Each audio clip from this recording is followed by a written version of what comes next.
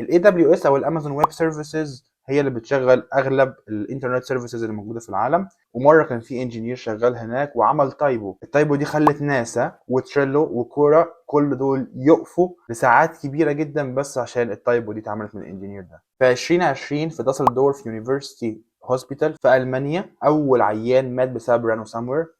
الرانو ساموير هو عباره عن فيروس بيهكر الجهاز، بيعمل بلوك لكل حاجه وكل السيستمز بتروح اوف لاين. ففعلا عمل بلوك للسيستم بتاع المستشفى كلها والاجهزه ما كانتش شغاله، وفعلا كانوا لازم ينقلوا العيان ده وهم بينقلوه بسبب التاخير ده كله العيان للاسف مات. وبعد كده الهاكرز اعتذروا عن الموضوع ده وقالوا اصلا ان احنا ما كناش بنتارجت المستشفى دي. في امريكا وفي واحده من الحوادث الغريبه جدا كان في كازينو عندهم حوض سمك. الحوض السمك ده كان فيه ثرمومتر ديجيتال او ثرمومتر سمارت.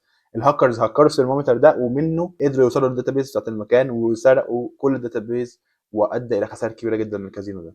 في التسعينات العالم ايثان زيكرمان اخترع البوب اب ادز اللي هي الاد اللي بتطلع في النص دي، وكان الانتنشن بتاعه ان هم ما يشوشوش على الناس بان هم يطلعوا اد مره واحده وان كل شاشه تبقى بس الاد، فعشان كده عملها بوب اب وتطلع مثلا على الجنب او حاجه. لكن بعد كده بقت واحده من اكتر الطرق المزعجه للناس وبقوا بيستخدموها بشكل كبير قوي بشكل غير محسوب. فبقى مثلا في مواقع فيها مليون بوب اب اد. وبعدها اعتذر في 2014 وقال ان احنا كان عندنا انتنشنز كويسه وان احنا كانت نيتنا سليمه يعني. في 1983 كان في بج حرفيا هتؤدي للحرب العالميه الثالثه، لان السوفييت ساعتها كان عندهم سيستمز بتديتكت لو في اي نيوكليير ويبونز من اليو اس، ولاحظوا فعلا ان في صاروخ بيتضرب نيوكليير طالع من اليو اس. والمسؤول ساعتها ستانيسلاف بتروف قرر ان هو ما يعملش ريبورت للموضوع ده، وقال ان ممكن يكون البروجرام فعلا غلطان، وبسبب كده بس الحرب العالميه الثالثه ما قامتش. لولا كده كان الاتحاد السوفيتي كمان طلع صواريخ تضرب امريكا وكانت الحرب العالميه الثالثه بدات فعليا.